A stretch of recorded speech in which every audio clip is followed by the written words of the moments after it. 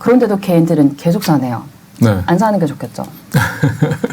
삼성전자 얘기는 이제 그만해야지 혼날 것 같아요. 그러니까 너무 많이 얘기해갖고 지금 이제 그 외국인들이 어제 보니까 430만 주를 내다 팔았어요. 그러니까 지금은 신저가를 깨고 있고 6만 전자 깨진다 그러는데 430만 주를 팔았는데 기관이 50만 주를 샀는데 이거는 뭐냐면 방어하는 수준이에요. 살려고 산 게 아니라 그냥 기본적으로 좀 삼성전자 깨지면 지수가 무너지니까 방어하는 수준 정도 산 거지 이건 매수했다고 볼 수 없습니다.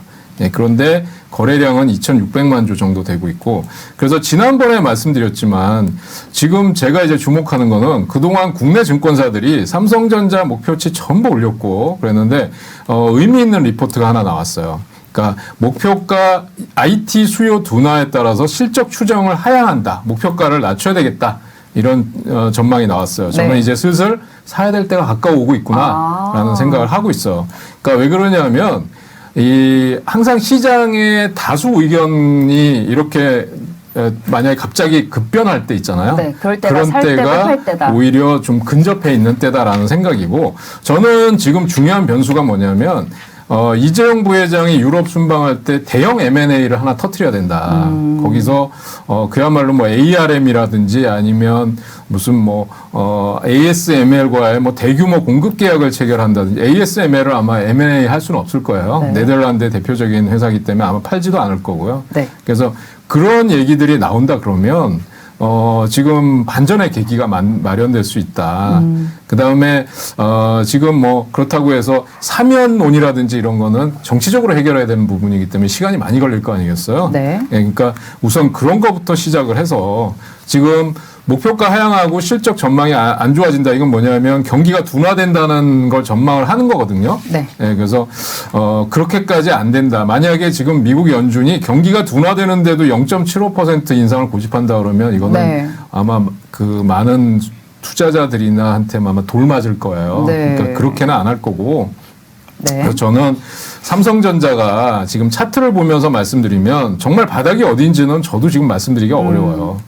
근데 지금 여기서 보면 아래 꼬리를 살짝 달았고 이미 신저가 기록을 했는데 이게 지금 보면 2020년도에 11월 달의 저점이에요. 이 가격대가 지금 6만 원이 깨질락 말락 하는 이 가격대가 2020년도 11월 달의 저점입니다. 예, 그래서 저는 6만 원이 깨지면 혹시 거기서 뭔가 모멘텀이 나오지 않을까 그런 생각을 하고 있어요. 지금 성구님께서도 삼전 6만 원 깨지는 순간부터 모아가시겠다고 얘기를 주시네요. 예, 그래서 저는 이제 만약에 그 주봉이나 이런 차트를 보면 이렇게 급락하는데 만약에 계속해서 거래가 많이 터졌다 그러면 바닥이 아닐 텐데 보면 급락하는 와중에 거래량은 크게 증가하지 않고 있다. 단순 좀 희망적이라고 말씀드리면 다만 이제 개인들이 조금씩 올라갈 때마다 이제는 삼성전자 팔기 시작할 거예요.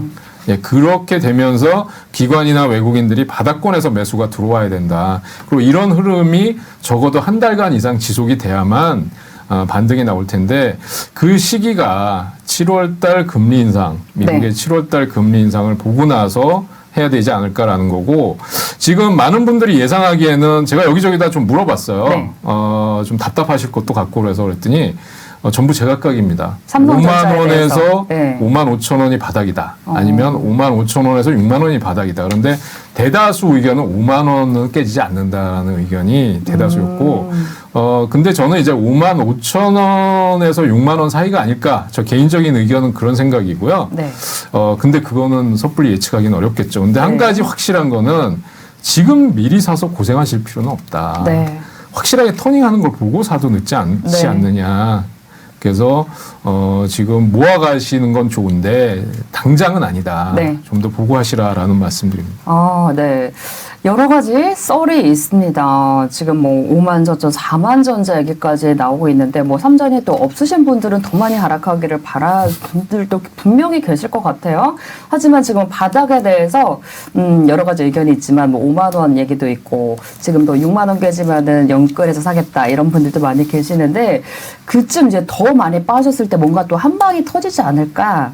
이슈도 그때 딱 나오고 M&A 소식이라던가 또 사면 소식이라던가 여러 가지가 또 터지면서 그때는 또 위쪽으로 움직일 수 있을 거라는 예상입니다. 한 황 대표님 얘기로는 한 5만 5천 원에서 6만 원 정도 이제 바닥 찍고 오르지 않을까라는 얘기신데 확실하게 터닝한 다음에 들어가자. 지금 굳이 미리 들어가서 고생할 필요는 없다라는 의견 주셨습니다.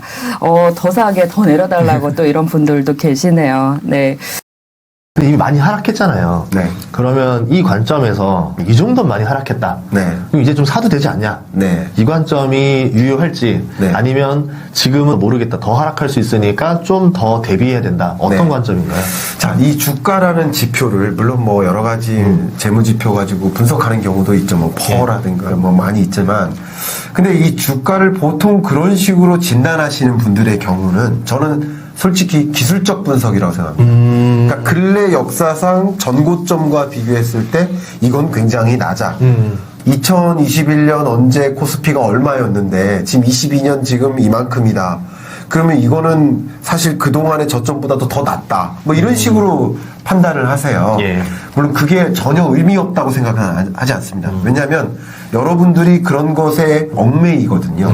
그러면 이제 투자자들 입장에서 사야 된다, 팔아야 된다 할 때 전고점이냐, 전저점이냐 이런 것을 가지고 이제 팔아야 된다 여부를 결정하잖아요. 네. 목표 매수가, 매도가 뭐 이걸 정할 때 그런 지점에 결정이 되어 있어요. 그러니까 그런 것들도 유의미한 어떤 정보를 주긴 합니다. 네. 근데 계속 코스피의 역사적 전고점, 전저점과 비교하는 기술적 분석이 아니라 코스피와 금리, 코스피와 세계 경제 뭐 예를 들어서 뭐 OECD 경기 선행 지수라든가 다른 이제 경제를 판단할 뭐 빅스 지표라든가 뭐 환율 지표라든가 이런 지표와 비교하면서 이 주가를 판단하는 어쩌면 경제 여건의 하에 주가가 결정될 테니까 이것과 판단하는 방식이 저는 더 중요하다고 생각을 하는데 금리라는 면에서 생각해 보면 미국의 기준금리의 현재 기준점이 지금 저점이에요, 고점이에요. 지금 계속 이제 제로 금리 정책 금리에서 이제 올리기 시작한 거잖아요. 이제 시작이죠. 어떻게 보면. 네. 그럼 계속 올릴 일이 많아요, 적어요. 더 많이 올릴 거다. 그러니까 이런 관점에서 생각해 보면 기준금리가 23년 중반까지 올라갈 것이라고 보고 있잖아요. 모두가 그렇게 보고 있잖아요. 그럼 그런 관점에서는 계속 금리가 올라갈 일만 남았으면 이런 관점에서 주가와 연동해서 비교를 해보면 당연히 주가는 하방 압력을 계속 받을 일만 남았다라고 보시는 게 명확하지 않습니까? 물론 주가는 선행지표니까 조금 더 빠를 수는 있어도 좀 빠를 수는 있어도 네. 그렇기 때문에 조정되는 구간이 23년 중반이 아니라 뭐 24년 상반 아니면 22년 끝단 6개월 정도 선행한다고 하더라도 어쨌든 이렇게 올라가는 구간에서는 계속 박스권에 머무는 우리 신산업 투자하고 경기 진작하고 그러면서 이제 회복이 됨에도 불구하고 실적치가 좋음에도 불구하고 주가가 계속 안 좋은 이유는 매수세가 없기 때문인 거죠. 그러니까 그런 것들 이제 보신다면 지금 이렇게 주식에 막 열중할 그런 시점일까 하는 생각을 합니다. 그러니까 기술적 분석하에 이제 이거보다 더 떨어지긴 어렵다. 뭐 추격 매수하기 굉장히 좋은 시장이 왔다. 삼중 바닥이다. 그런 말씀을 하시는데 물론 그런 것도 참조를 하셔야 됩니다. 그러나 그것보다 더 중요한 것은 이 주가와 나머지 경제 지표 간의 관계. 이걸 보시면서 판단하시는 게 어떨까 생각합니다. 이 하락의 폭보다는 길이. 네. 금리를 계속 꾸준히 인상한다라는 거는 네. 지속적인 악재가 계속 나온다는 거잖아요. 네, 네. 시장에는. 그래서 이 길이도 어떻게 약세의 길이가 그 기간이랑 비슷하게 갈 확률이 높다. 네. 이렇게 정리해봐야겠네요. 제가 감히 제가 투자의 고수는 아니지만 우리 존경받을 만한 투자의 고수들이나 국내에서도 굉장히 유명한 투자의 고수분들 있잖아요. 자, 하나같이 하는 방식이 뭐냐면 가장 기본적인 어떻게 보면 기초적인 그 투자 방식이 이 기술적 분석인 거예요. 전고점, 전저점, 그렇죠. 이제 몇 번 떨어졌고 삼중바닥. 이게 초보적인 거고요. 그리고 거기서 조금 더 나은 것이 이런 경제 지표와 함께 맞물려서 보는 거고요. 거기서 더 상위단의 고수의 방식은 거스를 수 없는 트렌드를 보는 거예요. 그러니까 거스를 수 없는 트렌드니까 믿고 가는 거예요. 동업하는 마음으로. 전인구 대표님 너무 제가 신뢰하는 분이셔서 믿고 그냥 뭐 하자고 하면 제가 할 수 있는 거지. 그냥 이게 맞나 지금 시점에만 따져볼 필요가 없는 거죠. 그러니까 어떻게 유망한 산업이 무엇이고 어떤 방향으로 가는 것인지를 보면 여러분 반드시 투자해야 될 기업들이 등장하는 거잖아요. 그런 식으로 가는 거죠. 그래서 원자재 투자라고 했던 것도 그런 방식이었던 거죠. 그러니까 이런 세 가지를 고루 보셨으면 좋겠는데 너무나 기술적 분석에만 의존하다 보니까 이제 전고전들이 이렇게만 있더는 자꾸 그런 메시지에만 집중하는. 또 우리가 많이 생각하는 게 내가 샀던 매수 시점하고 비교를 해요. 아, 맞아요. 꼭 나를 기준으로 봐요. 네, 그거 중요한 게 아닙니다. 매수 시점보다도 많이 떨어졌음에도 불구하고 지금 팔아야 된다면 지금 파는 게 맞는 방식인 거예요. 그러니까 이걸 경제학에선 매몰 비용이라고 하거든요. 이미 지불된 비용인데 왜 추가적으로 지불을 하느냐 이거예요. 지금이라도 아니면 나오는 게 맞는 거죠. 네, 그런 거 판단을 해주셨으면 좋겠습니다. 만약에 페노션을 2008년에 사서 지금 보유했으면 지금 주가를 다시 역으로 계산하면 페노션은 200만 원 될 거예요. 그게 지금 4,000원, 5,000원 이러니까 그럼 400분의 1 토막이거든요. 그러면 전고점이 다시 돌아온다라고 계산을 할 수 없는 이유들이 뭐냐면 액면합병 한다던가 유상증자를 한다던가 그러면 다시는 그 가격에 오기가 어려운 것들이 많거든요. 근데 사람들이 보면은 그냥 많이 떨어졌으니까 반드시 이렇게 온다. 지금 말씀해 주신 것처럼 이게 좀 더 다른 관계들과의 유기적인 관계를 좀 보셔야 될 것 같다. 예, 이렇게 정리하면 좋을 것 같습니다. 네.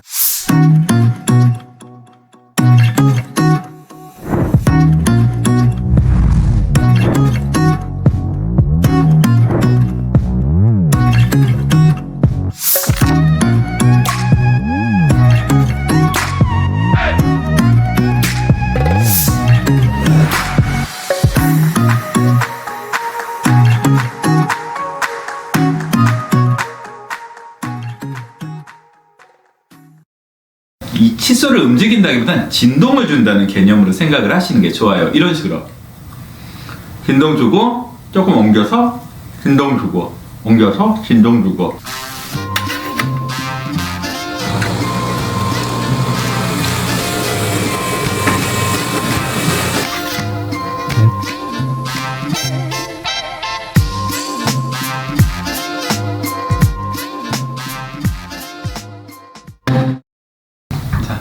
안녕하세요. 환자 중심의 진료 철학을 실천하는 강북예치과병원 이상수입니다. 오늘은 양치질에 대해서 한번 얘기를 좀 해볼까 그래요. 저 같은 경우에는 양치를 할 때 크게 세 가지 파트로 좀 나눠서 이를 닦습니다. 첫 번째는 치아 자체를 닦아요. 치아 자체를 닦고 두 번째로는 치아와 치아 사이 부분을 닦습니다. 그리고 마지막 세 번째로는 잇몸을 닦습니다.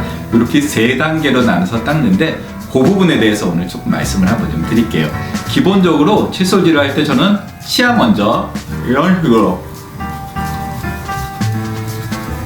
이렇게 씹는 면을 먼저 좀 닦고요. 두 번째로는 옆면을 닦아요. 이렇게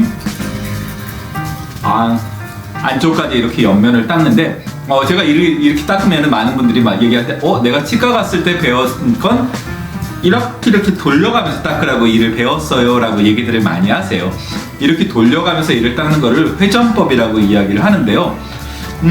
저 같은 경우에 사실 이렇게 좀 돌려가면서 닦는 게 쉽지는 않더라고요. 오히려 이렇게 이제 옆으로 저는 많이 닦고, 물론 이건 제 방법이니까는 이 방법이 뭐 꼭 옳다, 뭐 그거는 나쁘다 이런 거는 아니에요. 근데 제가 쓰는 방법들을 지금 말씀을 좀 드리려고 하는 부분이고요. 이렇게 이제 치아를 좀 닦고, 치아를 제가 지금 닦는 부분들은 이 씹는 면이랑 치아의 씹는 면이랑 치아의 옆면들을 닦은 거예요 지금. 그 다음에 두 번째로 이렇게 이제 치간 칫솔이라는 게 있어요. 요즘 치간 칫솔 같은 거 뭐 마트 같은 데 가도 다 잘 팔거든요. 치간 칫솔을 이용을 해서 치아 사이 부분을 닦는데 요거는 거울이 좀 필요하니까 제가 거울 좀 보면서 할게요. 이렇게 이 하신 상태에서 이런 식으로 이게 이와 이 사이 부분 쪽에 공간이 있어요. 그 공간 쪽을 넣어서 닦아주시는 건데, 사실 칫솔 갖고는 아무리 이를 잘 닦아도 그 공간 부분, 사이 부분을 닦을 수는 없거든요. 그럼 이와 이 사이 부분은 평생 가도 이를 안 닦은 부분이 좀 돼요. 그래서 치간 칫솔을 쓰게 되는데, 젊으신 분들, 보통은 20대, 30대 또는 뭐 10대 이런 분들 같은 경우는 치아 사이 부분에 틈이 거의 없어요. 왜냐하면 잇몸이 채우고 있기 때문에. 그런 경우에는 치실을 사용하시게 돼요. 치실 쓰는 법은 뭐 대부분 다 아시겠지만은 이제 치실을 조금 좀 당겨갖고, 보통은 한 25cm에서 30cm 정도 당기라고 이야기를 해요. 네, 뭐 본인 편하신 만큼 당기시면 되세요. 이렇게 좀 당기시고 이제 중지에다가 이렇게 감아서 이제 이런 식으로 이와 이 사이 부분을 좀 닦아주시게 되거든요. 치실을 쓰시든 치간 칫솔을 쓰시든 두 개의 원리는 똑같으세요. 결국에는 이와 이 사이 부분 쪽을 닦아준다는 얘기인데 공간이 좀 작으신 분들은 소리 들어가기 어려우면 실을 쓰시는 게 좀 좋고요. 공간이 좀 크신 분들, 특히나 조금 이제 30대 후반이라든가 40대 넘어가신 분들은 웬만하면 치간 칫솔 쓰시는 게 좋으세요. 공간이 너무 크면은 실이 헛돌아 버리거든요. 닦아주는 게 목적인데 빈 공간을 그냥 헛돌아 버릴 수 있으니까 그럴 때는 치간 칫솔을 쓰시는 게 좋고요. 저는 안타깝게도 치간 칫솔을 쓰실 나이가 돼갖고 치간 칫솔을 좀 쓰고 있습니다. 마지막으로 잇몸을 닦습니다. 잇몸을 닦을 때는 이런 식으로 닦아요. 칫솔 모를 잇몸 있는 쪽으로 향하거든요. 그래서 이런 식으로. 근데 여기서 중요한 부분은 잇몸 같은 경우에는 이렇게 쫙쫙 움직이게 되면 잇몸에 상처를 입을 수가 있었고요. 웬만하면은 이 칫솔을 움직인다기보단 진동을 준다는 개념으로 생각을 하시는 게 좋아요. 이런 식으로 진동 주고 조금 옮겨서 진동 주고 옮겨서 진동 주고 이제 이런 식으로 저는 닦아요. 그래서 잇몸 닦으실 때 이렇게 닦는 것도 이제 한 가지 방법이 이거 끝난 다음에 이렇게 잇몸 자체를 좀 더 내려갖고 완전한 잇몸 자체를 마사지 해주시는 것도 굉장히 좋아요. 이런 식으로 돌리면서 그냥 마사지하는 기분으로 거기엔 음식물 닦는 건 아니니까요. 자, 오늘은 일단 그 칫솔질에 대해서 간단하게 말씀을 좀 드렸어요. 어떤 한 가지 방법으로 다 이를 닦는 건 아니에요. 사실은 이 뭐 임플란트 한 부분은 이런 식으로 닦고 아니면 뭐 브릿지 중간에 비어 있는 부분은 이런 식으로 닦고 뭐 잇몸이 특히 안 좋은 부분은 이런 식으로 닦고 이런 방법들은 다 본인이 잘 닦기 쉬운 방법으로 선택을 하시면 되거든요. 일단 오늘은 제가 좀 사용하는 방법 위주로 말씀을 좀 드렸고요. 혹시 뭐 궁금하거나 이런 부분들이 있으면은 뭐 나중에 글이라든가 댓글 같은 거 올려주시거나 연락 주시면 저희가 또 참고해서 앞으로 더 재미난 내용들로 만들 수 있도록 하겠습니다. 감사합니다. 네이버, 카카오, NFT, 메타버스 게임주들 참혹한데 지금이라도 좀 줄여야 됩니까? 는 안 좋게 보고 있고요. 그거는 좋게 보고 있습니다. 성장 기업들 재평가가 이루어질 수 있는 시기가 진입되어 가고 있고 물가나 수익률에 대한 차별화로 아주 진행자로서는 최고의 게스트니까 툭툭 던져서 툭툭 나오니까. 꾼의 시선으로 경제를 보는 프리미엄 경제 토크쇼 경제전쟁 꾼의 김동환입니다. 인플레이션과 금리 인상 등의 여파로 미국의 기술주가 휘청이는 가운데 서학개미들이 지난 5월에도 테슬라 주식을 무려 1조 원 넘게 순매수하는 등 투심은 여전히 미국 빅테크 기업에 쏠려 있습니다. 더 떨어지기는 어렵다면서 매수에 나서는 서학개미들. 하지만 5월 소비자 물가지수의 상승으로 인플레이션 공포가 더욱 커진 지금 과연 성장주는 떨어지는 칼날일까요? 아니면 저가 매수의 기회일까요?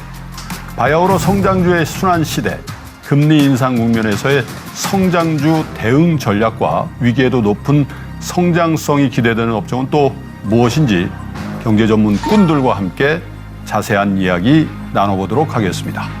프리미엄 경제 토크쇼 경제전쟁 꾼!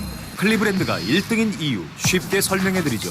당신의 동반자 중 1명은 클리브랜드 웨지를 쓰고 있고 나머지 3명은 쓰고 싶어하며 누구도 한 번만 써본 사람은 없다는 사실.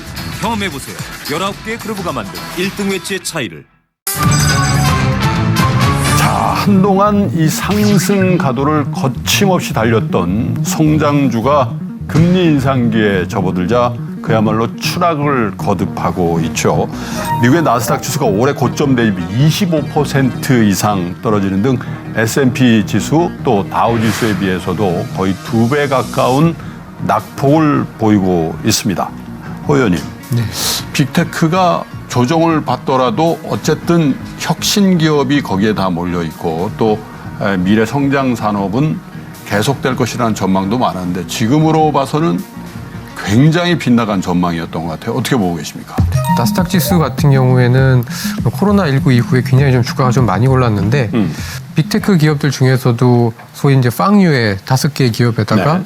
요즘은 이제 테슬라에다가 엔비디아까지 합쳐서 그렇죠. 보통 이제 7개나 8개 요거 기업들을 뭐 메가테크 이런 기업들로 해가지고 주가가 굉장히 좀 많이 올랐었고 요즘에 이제 이러한 그 메가테크 기업들이 코로나19 이후에 거의 이제 2배 가까이 130%, 140% 올랐다가 올해 들어서 이제 30-40% 이상 주가가 빠졌었고 근데 이제 제가 보기에는 뭐 크게 두 가지 측면에서 좀 이제 아직 빅테크가 좀 뭐 살아있다 아니면 그 빅테크 기업들 내에서도 기회가 있다라고 좀 보고 있는데 첫 번째는 그 나스닥 기업들의 PER이 엄청 많이 떨어졌습니다. 나스닥 100 기업들의 PER이 지금 이제 20배 중반 정도까지 떨어졌고요. 네.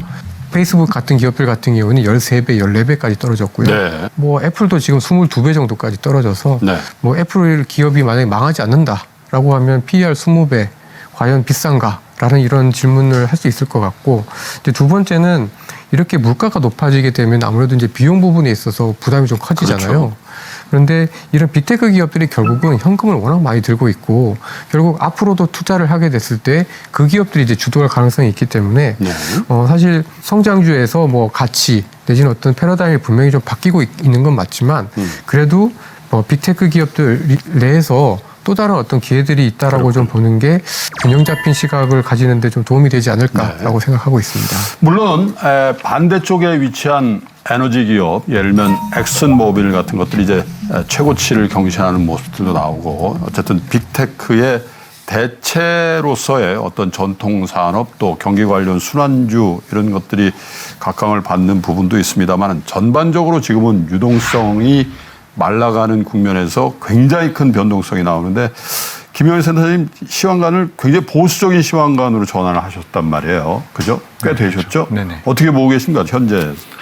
결국은 지금 우리가 인플레이션, 즉 비용이 높아진 시대에 살게 되었다라는 거죠. 네. 그리고 비용이다라는 것은 치열한 경쟁을 뜻하게 되는 부분입니다.